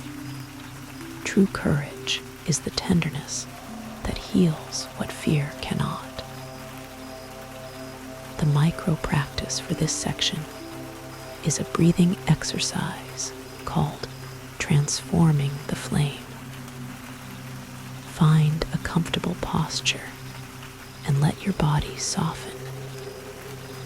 Now, I want you to bring to mind a situation or a person that brings up feelings of anger, resentment, or frustration for you. Don't choose your biggest, most traumatic issue. Just something with a little bit of a charge. A small flame. As you think of this situation, notice where you feel it in your body. A tightness in your chest, a heat in your face, a clenching in your stomach. Just notice the physical sensation of the flame of anger. Now, as you breathe in, I want you to imagine you are breathing directly into that sensation. You are not trying to get rid of it. You are bringing a gentle, curious, courageous attention to it. You are meeting the flame with your presence. And now, as you breathe out, I want you to imagine you are exhaling a quality of coolness, of spaciousness, of gentle compassion. Imagine your out-breath is like a soft, cooling mist that surrounds the flame. Inhale, acknowledging the heat. Exhale, offering coolness and space. Continue this for a few rounds of breath. You are not trying to force the flame to go out. You are simply changing the conditions around it. You are creating an inner environment where it cannot continue to burn. You are becoming the ocean. Notice any subtle shifts. The sensation may not disappear completely, but it might soften. It might feel less threatening, less solid. You are learning on a deep, somatic level that you are bigger than your anger. You are the vast, compassionate awareness that can hold the anger without being consumed by it. This is true strength. This is the courage of the heart. Compassion is not avoidance of pain, but the bravery to face suffering without hate. It is the deep recognition that the only way to heal the world is to start by healing our own reactive hearts. But to live this compassion fully, to truly become the ocean, we must first release the things we are clinging to that keep our own fires burning. We must learn to open the hand that is clenched around our own suffering. This leads us directly to our next lesson, a simple but profound parable about the nature of attachment. To embody the courage of compassion, we must first release what binds us, the parable of the coal that burned the holder, where attachment itself becomes the source of fire until we let it go. We will learn the simple, liberating truth that the only way to not get burned is to drop the coal. From courage, we move into the letting go of burning grasp. Let the cool mist of your breath soothe your entire nervous system. Feel the flames of the day dying down, leaving only the soft, warm embers of a peaceful heart. You are safe now. Let the story carry you into a deep, healing rest.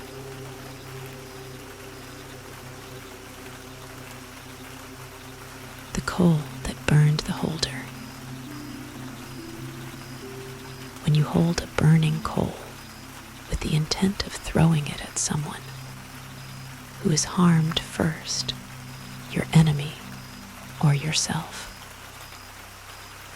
this simple, powerful question lies at the heart of a famous Buddhist parable. Imagine a man who has been deeply wronged. He is consumed by a furious anger and a burning desire for revenge. He replays the injustice over and over in his mind, each repetition adding more fuel to the fire of his hatred. He thinks, I will make them pay.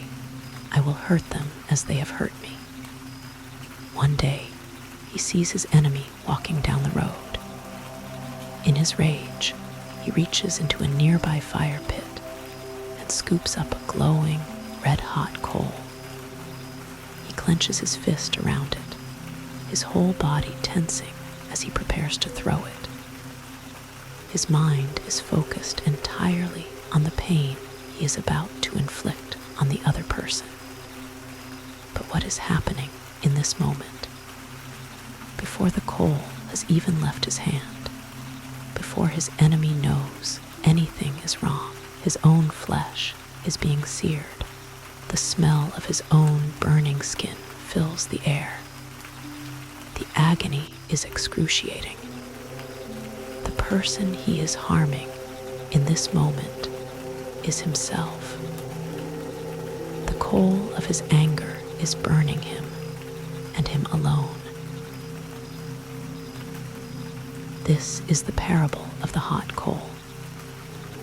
It is a perfect metaphor for the nature of attachment, particularly attachment to negative emotions like anger, resentment, blame, and jealousy. When we hold onto these feelings, we think we are protecting ourselves or punishing the other person. We think our anger is a weapon we are aiming at them, but in reality, we are the ones who are being burned. The other person may be living their life, completely unaware of the turmoil we are in. But we are carrying this burning coal around with us day and night. It poisons our thoughts. It tenses our bodies. It steals our peace. And it keeps us tethered to the very person or situation that caused us pain in the first place. Letting go is not about condoning what they did. It is not about saying it was okay. It is not about forgiveness for their sake. It is about dropping the coal for our own sake. It is the radical act of self-preservation that says, I will no longer allow your actions actions to burn me. This brings us to our ninth core principle, letting go of attachment as liberation, illustrated by the parable of the hot coal. Attachment, or upadana as we called it earlier, is the glue that keeps suffering stuck to us. It is the mind's habit of clinging to things, to pleasure, to pain, to people, to ideas, to our own stories of who we are. The Buddha taught that the root of all suffering is craving and clinging. When we get something we like, we cling to it, fearing its loss. When we experience something we don't like, we cling to our aversion to it, replaying it in our minds. In both cases, it is the clinging, the holding on, that causes the suffering. The event itself is just an event. The hot coal is just a piece of carbon and heat. It is our decision to pick it up and hold on to it that creates the burn. This ancient wisdom is now being confirmed by modern science. Psychologists who study emotional regulation have found that suppression, the act of trying to push away or ignore negative emotions, is a deeply ineffective strategy. It's like trying to hold a beach ball underwater. It takes a huge amount of energy, and eventually the ball will pop back up with even greater force. Holding onto anger is a form of suppression. We are clenching our emotional fist around it. This creates immense physiological stress. It keeps our cortisol and adrenaline levels high, weakens our immune system, and contributes to a host of physical and mental health problems, including the chronic hyperarousal that leads to insomnia. Lying awake at night, your mind racing with angry or resentful thoughts, you are literally holding a hot coal. Your body is burning with the stress hormones of a fight you are having only with yourself. The path to sleep, the path to peace, is learning how to gently, mindfully open the hand. The practice of letting go is not a one-time event. It is a continuous process, a skill that we can cultivate over time. It is the central practice of mindfulness meditation.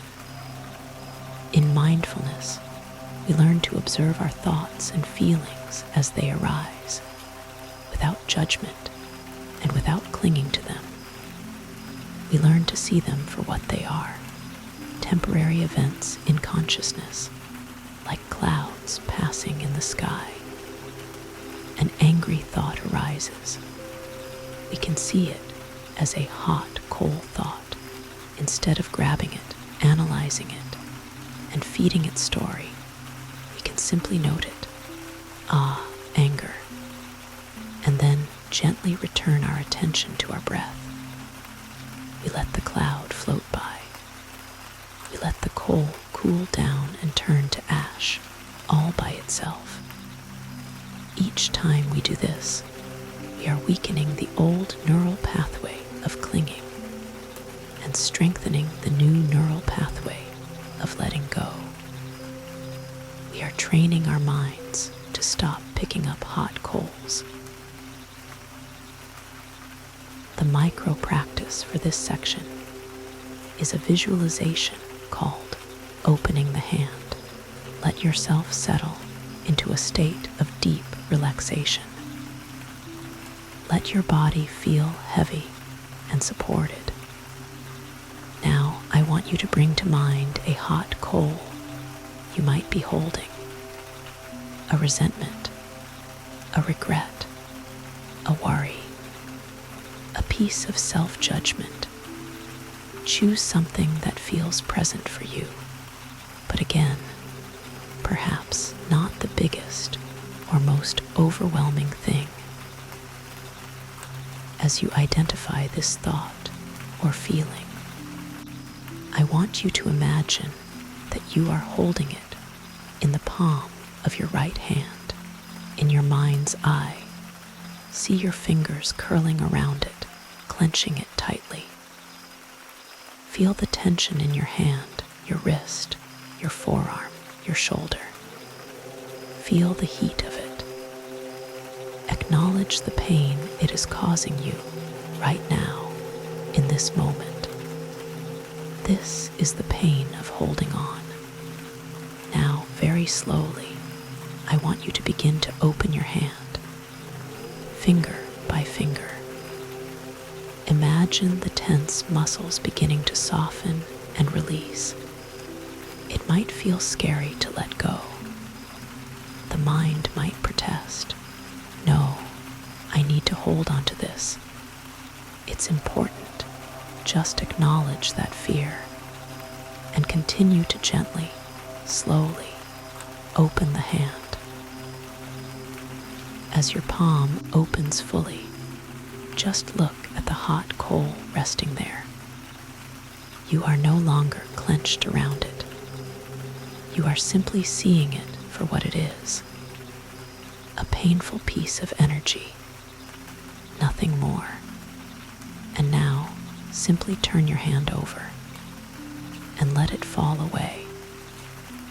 Let it drop into a vast, cool ocean that is waiting beneath you. Hear the gentle hiss as it is extinguished forever. Feel the immediate relief in your hand. Feel the coolness, the lightness, the freedom. Wiggle your fingers. Let the feeling of release spread from your hand up your arm and throughout your entire body. Freedom is the release of what we thought we needed to hold. We drop the coal not because we are weak, but because we are wise. We choose peace over pain. We choose freedom over bondage. We choose to heal. And when the coal is released, a space is created. The clenched fist of anger becomes the open hand of possibility. The burning heat of resentment is replaced by a gentle coolness. And into this new, open space, a new breath arises. And this breath has the power to complete the journey of healing. This leads us to our final teaching, the culmination of our journey tonight, the lesson of the breath that forgives, where love and forgiveness return us to peace. There, the fire becomes wind, and wind becomes rest. The journey from the burning coal to the cooling breath is the journey home to ourselves. The coal falls, and in its place rises a forgiving breath. Let this feeling of lightness carry you now. There is no weight, no burden.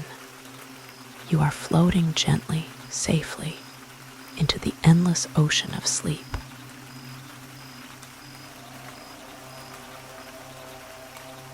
The breath that forgives. What if every breath you take could be an act of forgiveness?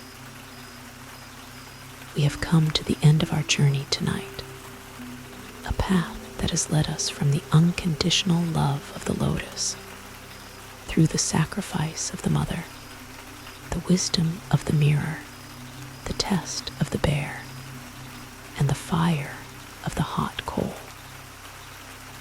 We have learned that love is not possession, that courage is hidden in compassion, and that freedom is found in letting go. And now we arrive at the final, quiet practice that weaves all of these threads together. It is a practice so simple, so close to us, that we often overlook its profound power. It is the practice of the breath, but not just any breath, breath that forgives. Imagine your chest rising and falling gently in the quiet of this room. Each inhalation is a gift, a receiving of life. Each exhalation is a release, a letting go. Forgiveness, in the Zen tradition, is not a grand, dramatic event where we absolve someone of their wrongdoing. It is not about forgetting what happened or saying that it was acceptable.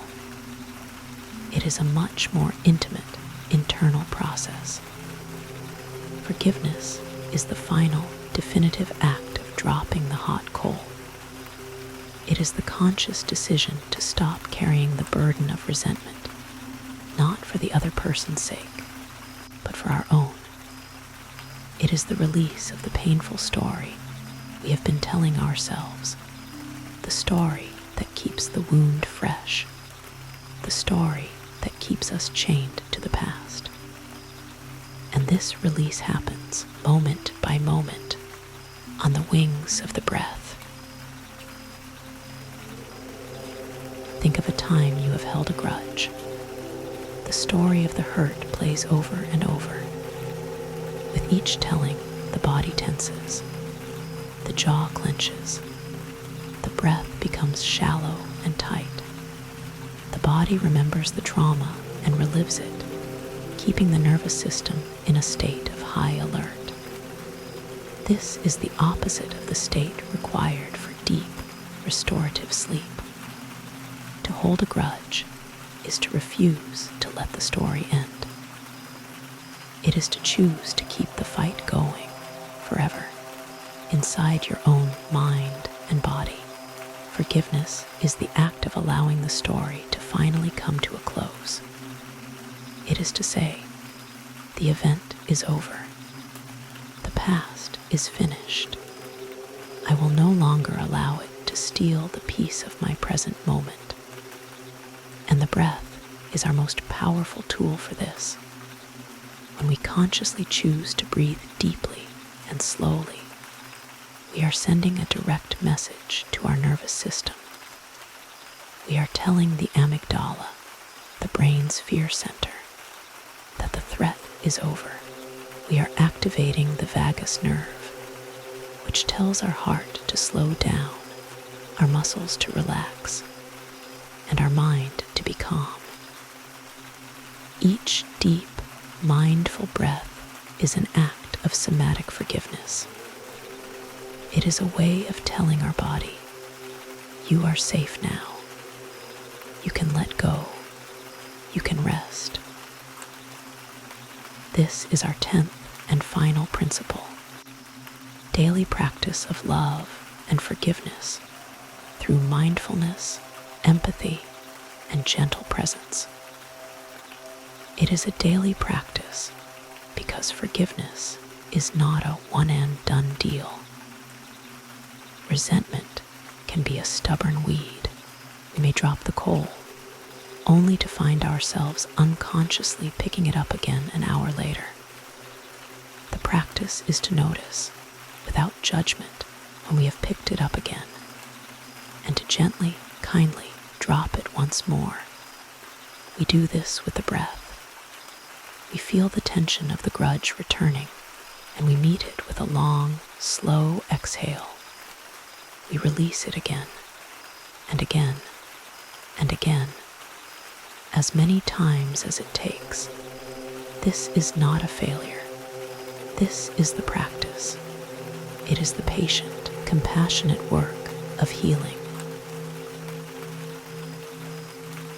This practice of forgiveness must also be extended to ourselves.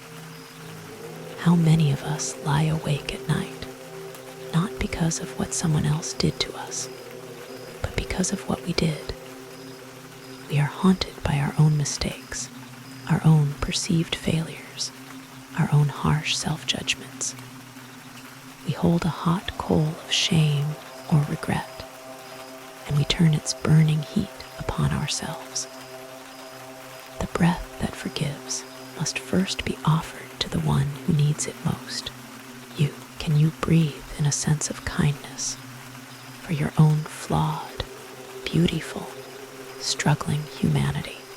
Can you breathe out the story that you are not good enough, that you are broken, that you are unworthy of peace? Every time you meet your own self-criticism with a gentle, compassionate breath, you are rewriting the oldest, most painful story of all. You are learning to be your own noble friend. You are becoming the Buddha who meets your own inner Angulimala with fearless love. And so we come full circle. We return to the beginning, to the stillness of the pond. The lotus of non-possessive love that we first met is the very same heart that is capable of this deep forgiveness. To love without possession is to forgive, because forgiveness is the ultimate act of releasing our claim on the past, on others, and on ourselves. The mother's sacrifice was an act of love that let go of self-interest. Forgiveness is a sacrifice that lets go of the story of our hurt. The mirror of love reflects without distortion. The forgiving heart sees the humanity in both the hurter and the hurt, without the distortion of blame. The courage of compassion is the strength to meet hatred with love. Forgiveness is the ultimate expression of that courage. And letting go of the hot coal is the very definition of forgiveness. All the stories, all the principles have been leading us here to this simple, profound, and healing act. The breath that releases, the breath that forgives, the breath that allows us finally to rest. The final micro-practice is the practice of forgiveness itself. As you lie here, on the very edge of sleep, let this be the last gentle thing your mind does tonight. Let your breath be slow and soft, like the whisper of wind through pine trees. First, bring to mind someone you need to forgive. See their face gently, and as you exhale, silently repeat their name and offer them this simple phrase: I forgive you. I let you go. I wish you peace. Breathe out and release them from the prison of your resentment. Do this a few times. Feel the space that is created in your heart as you let them go. Second, bring to mind someone who may have hurt you and from whom you might wish to receive forgiveness. Perhaps you have hurt them too. As you exhale, silently repeat their name and offer this request: please forgive me. Please let me go. I wish you peace. Breathe out and release yourself from the burden of needing to be perfect. And finally, and most importantly, bring your own self to mind.